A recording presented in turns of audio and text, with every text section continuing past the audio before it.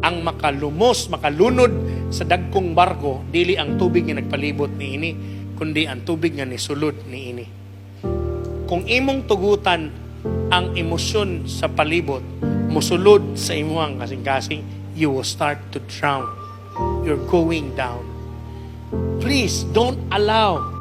No, ayaw tuguti ang bisan unsa, kabalaka, kahadlok, kawaladon, kakapoy, problema nga makasulod ug makalunod sa imuha, dalha sa Ginoo ang tanan.